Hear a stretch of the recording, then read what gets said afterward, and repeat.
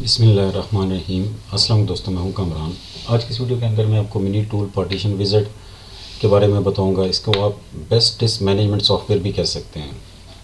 इसकी मदद से आप इजीली किसी भी हार्ड डिस्क के अंदर आप पार्टीशन क्रिएट कर सकते हैं। और अगर आपकी ऑलरेडी पार्टीशंस हुई हैं C, D, E, तो समटाइम ऐसा होता है कि आपको उन पार्टीशन को ब्रेक करने के लिए आपको दोबारा से इंस्टॉलेशन करनी पड़ती है, लेकिन इस टूल की मदद से आपको दोबारा से इंस्टॉलेशन की ज़रूरत नहीं पड़ेगी। ब्राउज़र के अंदर आते हैं।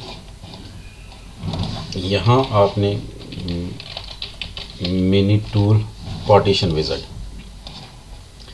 मैं यहाँ क्लिक करता हूँ तो इसकी वेबसाइट आ गई partitionwizard.com। फॉर होम पे आप अगर आते हैं तो partition wizard free, wizard pro और पार्टीशन विज़ार्ड बूटेबल। फ्री भी है, फ्री में लेकिन लिमिटेड फीचर्स हैं इस पर। अगर आप पेड वर्जन लेते हैं तो उसके अंदर भी प्रो प्लाटिनियम और प्रो अल्टीमेट। अब प्रो के अंदर आपको पार्टीशन रिकवरी का फीचर डिसेबल मिलेगा और डाटा रिकवरी का 1 ईयर फ्री अपग्रेड। और इसी तरह प्रो प्लाटिनियम के अंदर सारे आपको फीचर्स मिलेंगे, 1 लाइसेंस फॉर 3 पीसीज और 1 year free upgrade. Pro ultimate, इसमें आपको लाइफ टाइम फ्री अपग्रेड। इसमें 1 ईयर और ये life time, 1 licence for 5 PCs. वापस आते हैं यहाँ से। अगर आपने फ्री करना है, पेड करना है तो प्रो कर लें, फ्री करना है तो आप यहाँ से इसको डाउनलोड कर सकते हैं। मैंने फॉर टाइम सेविंग इसको ऑलरेडी डाउनलोड करके इंस्टॉल किया हुआ है अपनी वर्चुअल मशीन पे। अब सबसे पहले मैं आपको वर्चुअल मशीन पे दिखा देता हूँ। मैं यहाँ राइट क्लिक करके मैनेज पे आता हूँ, डिस्क मैनेजमेंट। अब यहाँ से देख सकते हैं कि मेरी सी ड्राइव 59 GB की है और इसके आगे मेरी रिकवरी पार्टीशन है और फिर डी। अब मैं चाह रहा हूँ कि मेरी सी की जो स्पेस है मैं उसको इंक्रीज़ करना चाह रहा हूँ। अब उसके लिए क्या होता है कि मुझे रिकवरी पार्टीशन को डिलीट करना पड़ेगा। आप इसको डास मोड के ज़रिए भी कर सकते हैं। इस टॉपिक पे मेरी ऑलरेडी एक वीडियो बनी हुई है। अब how to delete protected partition in Windows, आप इस टॉपिक को देख सकते हैं। इसमें मैंने CLI मोड में पार्टीशन, रिकवरी पार्टीशन को कैसे डिलीट करके एक्सटेंड कर सकते हैं आप उसके बारे में बताया। लेकिन अब मैं चाह रहा हूँ कि मेरी ये पार्टीशन भी रहे, डी भी रहे, लेकिन इसमें से कुछ इसका हिस्सा सी के अंदर आ जाए। उसके लिए मैं इसी मिनी टूल को यूज़ करूँगा।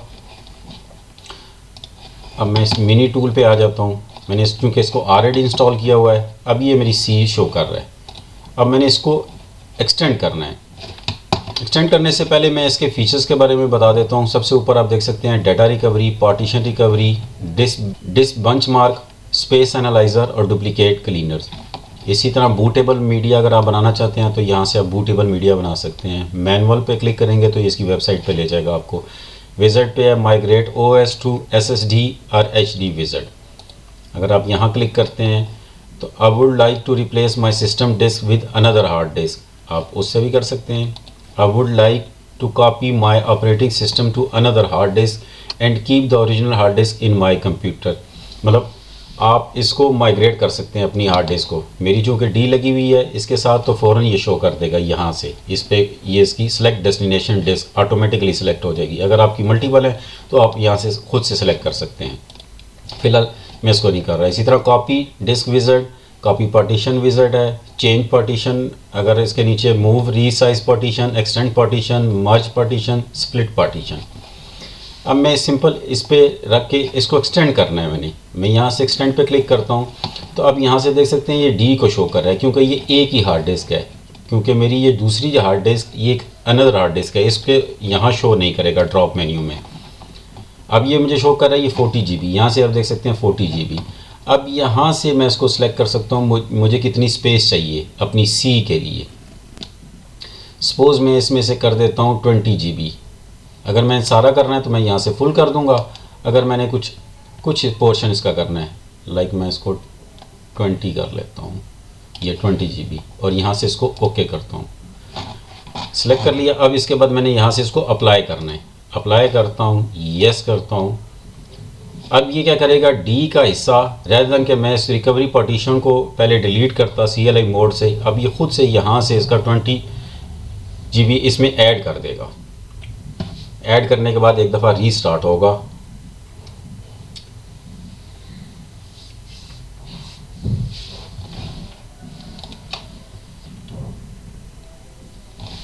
Applied all pending changes successfully, okay करता हूँ। अब मुझे एक दफ़ा अपनी मशीन को रीस्टार्ट करना है।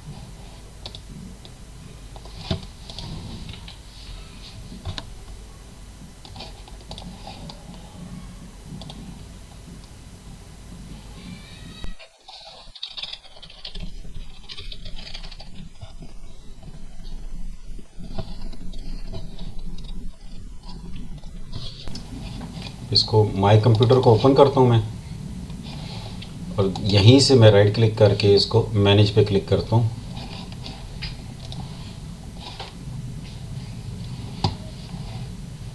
अब देख सकते हैं कि मेरी सी जो पहले 59 GB थी अब 79 GB होगी। अब ये 40 GB थी और 20 GB रहेगी। मैं मैनेज पे क्लिक करता हूँ ताकि आपको ज़्यादा क्लियर हो सके।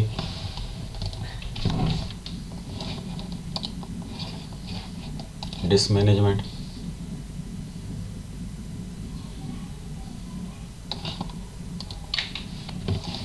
अब आप देख सकते हैं कि मेरी रिकवरी पार्टीशन उसी तरह ही है 541 MB, और ये पहले 59 GB थी, अब 20 GB मैंने इसमें ऐड किया, 79 GB होगी। और ये पहले 40 GB थी, अब ये 19.1 ऑलमोस्ट 20 GB है। और इसके अंदर अगर मेरा डेटा था तो वो एज इट इज़ रहेगा। ये आप देख सकते हैं कि इस टूल की मदद से मैंने अपनी रिकवरी पार्टीशन भी मेरी डिलीट नहीं हुई, और मैंने डी से कुछ हिस्सा मैंने इसमें अपनी सी में ऐड कर लिया। इस तरह आप अपनी हार्ड डिस्क में आपकी जो भी पार्टीशंस हैं आप उसमें से ऐड कर सकते हैं। उसमें से अगर मेरे पास डी है, अगर आपकी डी ई एफ जी जो भी होगी, जब आप इस टूल पे क्लिक इसको ओपन करेंगे तो ये आपको मल्टी आपकी पार्टीशन शो करेगा। अगर एक ही हार्ड डिस्क में आपने पार्टीशंस की हुई, आप उसमें से जिसमें से भी आपके पास फ्री स्पेस है वो आप इसमें सी में ऐड कर सकते हैं। लाइक यहाँ से जैसे ही आप इसको एक्सटेंड पे जाएंगे तो यहाँ आप ड्रॉप मेन्यू पे क्लिक करेंगे तो ये आपकी मल्टी जो पार्टीशंस होगी वो यहाँ आपको शो कर देगा। यहाँ से आप सिलेक्ट कर सकते हैं। इसी तरह आप देख सकते हैं कि एक्सटेंड पार्टीशन ट्यूटोरियल, अगर आपको कन्फ्यूजन हो रही है तो आप यहाँ क्लिक करेंगे तो ये आपको ट्यूटोरियल पे ले जाएगा। आपको पिक्चर की मदद से एक्सप्लेन कर रहा है। आप इन स्टेप्स को फॉलो करके भी आप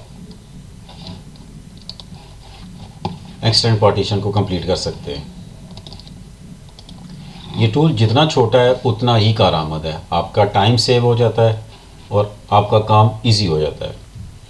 इस वीडियो में इतना ही, मिलते हैं अपनी नेक्स्ट वीडियो में। तब तक के लिए अल्लाह हाफिज़।